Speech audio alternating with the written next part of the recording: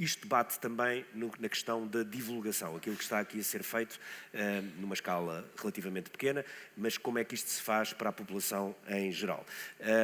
E é disso, ou é a partir disso que vai falar a segunda oradora, a Joana Lobo Antunes, que é a coordenadora do Gabinete de Comunicação e Ciência do ITQB da Nova, que é aqui, o ITQB é aqui muito perto, em Oeiras, e nomeadamente que tem um programa chamado 90 Segundos de Ciência, que tenta levar a ciência, enfim, a um público muito mais geral e levar muitas das questões que nós vamos aqui falar ao longo do dia e muitas outras ao público em geral para perceber quais são, de facto, as novas fronteiras e como é que isso pode ter impacto na nossa vida.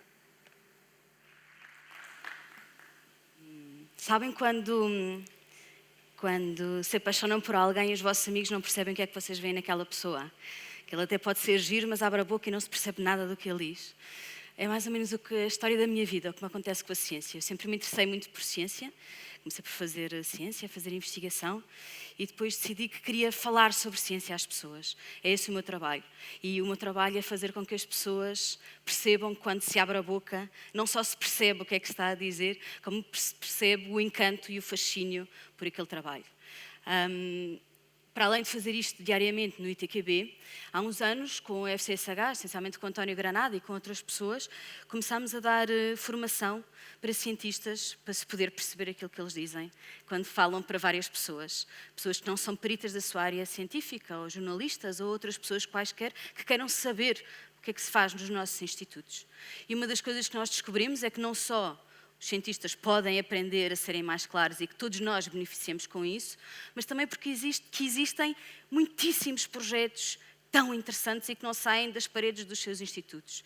E começámos a pensar como é que nós vamos conseguir que as pessoas os conheçam e se deixem fascinar por eles como nós nos fascinamos.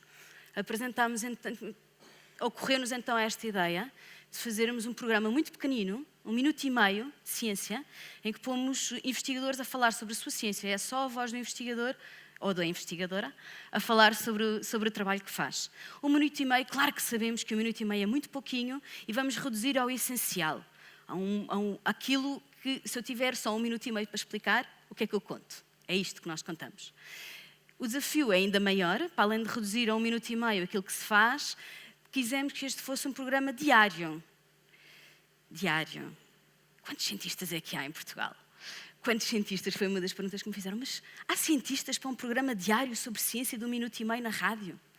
Bom, apresentámos a ideia do programa aos nossos institutos, ao ITQB e ao FCSH, que disseram ótima ideia, parece-me ótimo, vão em frente. Falámos com a Antena 1, que nos pareceu ótima ideia, tem espaço aqui para fazer este programa. Fomos ter com a rádio destes tem colado, porque precisávamos de dinheiro, por muito baixo custo que seja fazer um programa de rádio destes tem custos, e a Nova Artes disse, contem connosco, portanto, tínhamos tudo pronto, só precisávamos dos cientistas. O conceito do programa é muito simples, segunda a sexta-feira, antes do sinal horário das 11 e antes do sinal horário das 7, 1 minuto e meio, um cientista diferente cada dia. Começou em novembro de 2016, portanto já vamos quase nos 400 investigadores. Passa na Antena 1 e depois fica no nosso site, há podcast, divulgamos através das redes sociais, porque uma das coisas que nos parece importante é que, como é óbvio, num minuto e meio não conseguimos dizer tudo. Se quiserem mais, podem saber. No site há ligações para tudo o que os investigadores fazem, onde podem fazer mais. Quem faz isto somos estas pessoas que fazemos acontecer. Eu, o António Granado, o Paulo Nuno Vicente, estamos a coordenar este projeto. O Adriano Cerqueira, que ali está em baixo, que é quem tem sido o valente que tem feito as entrevistas e as edições para 1 minuto e meio, porque essa parte é a nossa magia. Os cientistas não falam só no 1 minuto e meio. Depois, se quiserem saber mais, eu conto-vos. O Paulo Castanheira faz a pós-produção áudio e a Patrícia tem-nos dado apoio à produção e à divulgação nas redes sociais. Bom, quantos cientistas é que há? Segundo as estimativas, há 50 mil cientistas a trabalhar em Portugal. A 261 ao ano, ainda me falta muito até chegar ao fundo do tacho. Para além disso, há mais uns quantos cientistas portugueses a trabalhar fora de Portugal. Portanto, o manancial de cientistas e de trabalhos potencialmente interessantes para aparecerem cada dia em 90 segundos na rádio era enorme. Mas mais do que eu vos explicar o que é o programa, vou-vos contar algumas das histórias que têm aparecido. O Ivo Gonçalves trabalha na Universidade de Trás-os-Montes e Alto Douro. Desenvolveram um balão de detecção de álcool usável. Uma coisa que poderia dar jeito mais logo à noite para quem foi beber uns copos ao sábado. poderiam ter isto incorporado no vosso relógio, sopram para lá e dá-vos a taxa de alcoolemia. Para além disso, está ligado a um software que vos permite monitorizar ao longo do tempo e vos pode avisar, se calhar andam a beber demais, se calhar devem ir falar com alguém sobre este assunto. Esta Maria José Azevedo, que trabalha na Universidade de Coimbra, aquilo que ela tem na mão é o manuscrito da irmã Lúcia, onde terá escrito o terceiro segredo de Fátima. A Maria José Azevedo Santos foi uma das poucas pessoas que foi autorizada a entrar no Vaticano e não apenas viu, como tocou e analisou este documento. E ela pode garantir-vos, isto é científico, que foi a irmã Lúcia que escreveu aquele documento. Se é o terceiro segredo de Fátima, isso é milagre, isso já é a vossa parte, acreditarem ou não. O António Mira, na Universidade de Évora, fartou-se de ver animais selvagens mortos à beira da estrada por causa dos carros que os atropelam. Os desgraçados querem passar de um lado para o outro, não têm culpa que nós tínhamos querido ter uma estrada exatamente naquele sítio. Ele começou a pensar como é que nós podemos fazer para ter estradas, continuarmos a ter as estradas que temos e que os animais não morram. Desenvolveu este projeto em que há maneiras dos animais passarem as estradas sem serem atropelados pelos carros passam em excesso de velocidade, normal. A Ana Isabel Queiroz também se interessa por animais, mas neste caso em pássaros, na literatura portuguesa. Pássaros na literatura portuguesa? A sério? Sim, a sério. Permite-nos não apenas saber quais eram os animais, os passarinhos que interessavam ao Clínio Ribeiro e outros escritores portugueses, mas também nos permite monitorizar a evolução da biodiversidade ao longo do tempo, porque são descritos com bastante detalhe os pássaros que estão presentes nos livros. A Maria Vilar Rosales trabalha no Instituto de Ciências Sociais, em Lisboa, e está a tentar perceber, se vocês tivessem de ir para uma ilha deserta, que objeto é que vocês levavam? Só que em vez de ser uma ilha deserta, é se tivessem de sair do vosso país e mudar para o outro. Quais são os objetos que levam convosco? Comida, a comida do vosso país, os vossos livros preferidos. Quanto mais reduzida é a bagagem, o que é que isso conta sobre a vossa história, sobre a vossa ligação ao país de origem? O José Betancourt é um arqueólogo submarino, também se interessa por objetos, mas daqueles que estão no fundo do mar. Angra do Heroísmo foi um porto muitíssimo importante nos séculos XVI e XVII e há muitos barcos enterrados ao largo de Angra do Heroísmo. O José Betancourt vai lá ao fundo, recolhe os objetos e anda a estudá-los e a recompor a história do que se passou naquele sítio no século XVI e XVII. A Sofia Peçanha também se interessa por desenterrar corpos, neste caso do século XVIII. Na ermida do Espírito Santo, em Almada, foi encontrado um conjunto de ossadas que ela foi analisar e interessou-se particularmente por uma mulher que tinha uma anormal quantidade de mercúrio no couro cabeludo. E não conseguiam perceber porquê, porque não tinha nas unhas, não tinha nos dentes, não tinha mais lado nenhum, não havia outras pessoas naquelas ossadas com aquilo. E foram fazer pesquisa bibliográfica, ler livros, tentar perceber porque é que aquela pessoa tinha mercúrio. Descobriu-se que no século XVII o mercúrio era usado para tentar matar piolhos. Eu acho que os piolhos não morriam, mas a senhora claramente não ficou em muito bom estado. A Cristina Silva Pereira trabalha no meu instituto, no ITQB, e aquilo que ela está a tentar perceber é de que forma é que podemos usar as defesas naturais das árvores, porque as árvores também têm infecções bacterianas e fúngicas e outras, mas têm as suas proteções naturais. As proteções naturais das plantas podem nos ajudar a nós. Aquilo que as plantas usam para evitar as suas feridas, evitar que se tenham infecções, pode ser usado e está a ser desenvolvido nos nossos laboratórios de como fazer pensos com plantas. O António Portugal também se interessa por bactérias, mas neste caso em estátuas. As estátuas também adoecem. Ele tem estado a estudar na sede de Coimbra e já descobriu 300 espécies e precisam de saber que estão na sede de Coimbra. Descobriram algumas que não eram conhecidas até agora e precisam de saber quais são estas bactérias para saber de que forma é que podem evitar que as estátuas tenham infecções. O Ricardo Agareza é arquiteto, é um dos portugueses pelo mundo, está na Bélgica, na Universidade de Louvain. Aquilo que ele estudou a arquitetura, a evolução da arquitetura no Algarve, em especial no Sotavento Algarvio, no início do século XX. Porque é que é importante nós conhecermos como é que a arquitetura se desenvolveu. Para podermos intervir num espaço, temos de perceber como é que ele apareceu e se desenvolveu e foi crescendo ao longo do tempo, de forma a intervirmos arquitetonicamente onde quer que seja, sem ferir a paisagem urbana. E a história da arquitetura e a arquitetura são muito importantes para isso. O Aristides Ferreira, eu adoro este trabalho, é muitíssimo interessante. Fala-se em absentismo, mas o Aristides Ferreira foi estudar o presentismo. E isto acontece quando nós estamos doentes, mas vamos trabalhar na mesma, porque senão o chefe vai achar que nós estamos a mentir para ficar em casa. É uma coisa, acontece. E isto tem custos gravíssimos, porque as pessoas que vão trabalhar na mesma, estando doentes, vão pegar a doença a toda a gente. E isto acontece por causa das chefias deficientes, que não sabem inspirar confiança nas pessoas com quem trabalham. Quem também está muito interessado em saber se vocês estão doentes ou não é a Joana Sá, que trabalha aqui no Instituto Gulbenkian de Ciência. Nós somos todos um bocadinho hipocondríacos, e quando começamos a ter espirros, tosses, cansaço, vamos todos ao Google. Não é só a Cambridge Analytica que está atenta, a Joana Sá também. Ela cruza os dados de pesquisa do Google com chamadas para a Saúde 24 e consegue prever surtos de gripe com 4 semanas de antecedência. Porquê é que isto é importante? Isto permite aos nossos estabelecimentos de saúde estarem preparados para receber os surtos quando eles chegam e não reagir apenas quando, de repente, há imensa gente. A Ana Rita Duarte trabalha no Minho e está a encontrar novos solventes para conseguirmos tomar os mesmos comprimidos, mas em menos quantidade. Porque um dos problemas do ibuprofeno, da aspirina, do ibuprofeno essencialmente, tem um problema de solubilidade. Nós temos de tomar uma quantidade maior do que aquela que é de facto ativa no nosso corpo para tirar febre, dores, etc., porque ela tem problema de solubilidade. Então, se conseguirmos dissolvê-lo melhor e fazer comprimidos com menos quantidade de princípio ativo, podemos ter o mesmo efeito terapêutico com menos efeitos secundários. Bestial, não é? A Esmeraldina trabalha no INIAV, aqui ao lado, em Oeiras. Ela está interessada numa doença da vinha que se chama flavescência dourada, e chama-se assim porque as folhas da vinha aparecem douradas nos campos. E é uma doença com parasita. E aquilo que ela está a desenvolver, uma técnica com os drones conseguem sobrevoar a vinha, especialmente no Minho, onde está este problema identificado em Portugal, e acoplaram aos drones uma empresa também portuguesa, chamada TechEver, e que tem acoplado uns espectrómetros que permitem detectar quando é que as folhas começam a mudar de cor. E isso, cruzado com outros dados, permite-nos detectar precocemente quando é que a vinha está doente. Porque esta doença é gravíssima, se isto acontecer, a vinha tem de ser toda eliminada, porque é uma doença gravíssima de quarentena. Robôs, há montes de robôs. Robôs que nos ajudam a fazer imensas coisas. Aqui o Hélder Araújo, na Universidade de Coimbra, está a tentar desenvolver uma tecnologia mais básica de como é que os robôs podem ver melhor.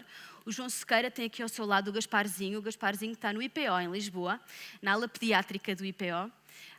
E interage com as crianças. Anda por ali, diz-lhes olá e está disponível para jogar com elas ao jogo do galo. E isto faz tão bem quanto a quimio e a rádio. O Alexandre Bernardino, ali em cima, tem um robô que está a ser desenvolvido para estimular pessoas mais velhas e com diminuição de mobilidade e com alguma dificuldade em movimento para virem fazer ginástica. O robô vai e diz: bom dia, Dona Maria, está na altura da sua ginástica. Quem é que consegue resistir a um robô a pedir-nos para fazermos ginástica? Ninguém. O Pedro Lima está a desenvolver robôs para interagirem com crianças autistas e descobriu que elas conseguem interagir muito melhor, uma relação terapêutica melhor com os robôs do que com os médicos. O Nuno Maulid trabalha na Universidade de Viena. O Nuno Maulid é químico e está a tentar desenvolver técnicas para que, quando queremos sintetizar uma determinada molécula, sintetizamos só essa molécula sem todas as moléculas extra que podem ser sintetizadas, todos os produtos extra que depois dão muito mais trabalho e têm custos a serem eliminados. Ele usa, a metáfora que ele usa é que temos de pensar nas moléculas. As moléculas não estão ali paradinhas à espera que nós cheguemos e lhes façamos as reações que queremos. As moléculas estão na sua vida. É como se fosse um grupo de crianças de 5 anos, mal comportadas, a gritarem numa sala. E temos de arranjar a maneira de as sentarmos todas direitinhas para fazerem aquilo que nós queremos. E é isto que ele está a tentar fazer, tentar pôr crianças direitinhas a fazer aquilo que nós queremos, sendo que as crianças são as moléculas. De crianças, interessa-se a Inês Paciência, descobriu que, havendo jardins à volta das escolas, em especiais jardins dentro das escolas, melhora a saúde pulmonar das crianças. São boas notícias para quem tem jardins à volta e avisos para quem não os tem. Crianças também, trabalha a Rita Cordovil, que andou a tentar perceber de que forma é que as crianças que gatinham e que arriscam, de que forma é que elas têm mais percepção do perigo, de que forma é que elas podem evitar problemas que lhes podiam pôr em estado grave. E aquilo que fez um teste, tinham as crianças, tinham um precipício, tudo isto na máxima segurança. Está o vídeo no nosso site, podem ir ver. As crianças têm um arnês e aquilo, elas não vão cair. Mas então vão ver quem é que consegue não cair pelo precipício quando tem um estímulo do outro lado. E aquilo que ela descobriu são que, para já, as crianças de mães que deixam as crianças cujas mães as deixam arriscar mais, são mais cautelosas. São capazes de medir o risco sozinhas. Não estão à espera que haja sempre alguém que as venha salvar. E depois, quanto mais gatinham, melhor gatinham e melhor sabem definir o perigo. Portanto, por favor, deixem as vossas crianças explorar o mundo. O José Tavares, da Faculdade de Economia da Nova, foi verificar a importância de haver cotas para a representação de mulheres na política. E aquilo que ele descobriu é que aumenta a competência se houver cotas, mas tem de ser pelo menos 25% de mulheres. Menos do que isso, nem vale a pena. Porquê? Porque isso afasta as mulheres realmente competentes de entrarem no jogo. Porque se elas não tiverem reais probabilidades de serem eleitas e de irem fazer um trabalho válido, nem querem sair de casa. Portanto, uma das coisas que ele descobriu é que se temos mais mulheres competentes, os homens que ficam também vão ser os mais competentes. Portanto, as cotas para mulheres são muito importantes. Quem foi também ver a importância das mulheres foi a Helena Isidro, do outro lado da cidade, no Isqueté. Foi analisar as 500 empresas que o Financial Times achou que eram as mais produtivas e foi ver quantas dessas 500 empresas é que tinham mulheres na administração, não é no corpo, é na administração, e quais eram os efeitos de ter mulheres na administração na produtividade dessas empresas. E verificou que a existência de mulheres na administração dessas empresas fazia com que os investidores pusessem lá mais dinheiro, fossem mais eficazes e que fossem mais produtivas e havia benefícios a vários pontos. Se vocês não estão a contar, posso dizer-vos que a minha apresentação tem exatamente o mesmo número de homens que o mesmo número de mulheres, que aliás nos 90 segundos fazemos questão de haver representatividade de mulheres e de homens, de áreas geográficas e de áreas científicas. Portanto, se não contaram, podem contar no final que eu mostro-vos, temos 50-50. A Catarina Frois também se interessa por mulheres, mas as mulheres que estão na prisão. Ela começou por estudar as mulheres que estavam na prisão no Alentejo, podem ler esse seu estudo, e depois alargou o estudo para mulheres e homens e no país todo. E fez o retrato do que é ser preso em Portugal, como é que são as condições, como é que se vive e como é que é de facto a sua vida e como é que é a sua ligação com o resto do mundo. A Helena Vasconcelos tem uma abordagem de se não os podes vencer, junta-te a eles. Na Universidade dos Açores apareceu esta planta vinda dos Himalaias, que se tornou invasora, ocupando uma área enorme dos Açores, e como uma forma também de controle de pragas foram ver o que é que a gente pode fazer com esta planta. E descobriram que conseguiam fazer uma série de materiais descartáveis, como pratos, copos, talheres, que permitia, por um lado, controlar a praga e, por outro, fazer dela uma coisa útil. Ela não consegue controlar a praga completamente, mas consegue fazer dela uma coisa útil. Portanto, parece-nos uma win-win situation. O João Paulo Vilas Boas não é aquele girasse louro daquele lado. O girasse louro é um surfista das ondas de Nazaré, que se chama Sebastián, já me esqueci do apelido, mas é das grandes ondas de Nazaré. E foi pedir ao João Paulo Vilas Boas da Universidade do Porto que o ajudasse a ser um surfista mais eficaz. Foi pedir à ciência ajuda para poder ser um surfista mais eficaz. E desenvolveram toda uma tecnologia por baixo, que já está patenteada, por baixo da prancha, para vê-lo, para conseguir monitorizá-lo nas ondas, ver como é que ele surfa, como é que ele põe os pés, como é que ele orienta a prancha, como é que ele faz as coisas, e também em laboratório fizeram-lhe uma série de testes. E a partir da ciência acreditamos que ele vai ser o melhor surfista, e se não, pelo menos o projeto parece-me maravilhoso. O José Sampaio tem estado a desenvolver autocarros que sejam mais leves, porque os autocarros, se forem mais leves, usam menos gasolina. Parece-me uma ótima ideia, não é? Já há 15 destes autocarros a circular no Porto. Portanto, é possível e as coisas são aplicadas. Por último, vou-vos falar da Teresa Garcia Marques, que é psicóloga do ISPA, e ela tem estado a estudar de que forma é que a empatia, a proximidade que nós sentimos com as pessoas, modela a forma como nós fazemos julgamentos sobre elas. Em tribunal, sim, isso é muito importante, saber de que forma, se um assunto me está próximo, eu vou conseguir preencher os espaços vazios, mesmo que não me contem a história toda. Eu vou me sentir próxima e vou sentir mais afinidade e vou ter mais probabilidade de julgar positivamente um determinado assunto. E é exatamente por sabermos isto, é exatamente por sabermos que a empatia e a simpatia que nós sentimos pelos temas é tão importante que nós fazemos este programa. Já quase 400 investigadores passaram por nós, vamos continuar, iremos descobrir mais uns quantos, porque a ciência tem caras, a ciência tem pessoas e há muitas ideias de ciência e muitos projetos que estão a ser concretizados e dos quais nos orgulhamos imenso e que temos muito prazer em partilhar convosco. Se algum de vocês se apaixonou por estes projetos, não se preocupem que eu não sou ciumenta. Partilho-os convosco todos com muito prazer. Muito obrigada. Foi ótimo.